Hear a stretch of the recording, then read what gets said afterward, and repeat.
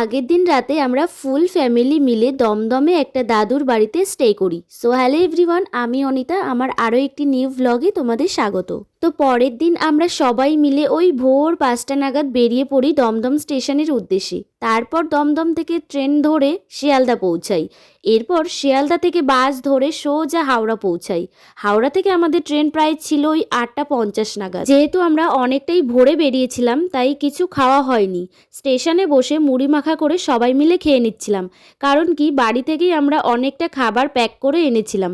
যদিও আমাদের ট্রেনে খাবার অর্ডার করা ছিল। দেখো, তোমাদের সাথে কথা বলতে বলতে আমাদের ব্রেকফাস্ট চলে এসেছে। খাবারটা পেয়ে যতটা খুশি হয়েছিলাম, খেয়ে কিন্তু একদমই ভালো লাগেনি।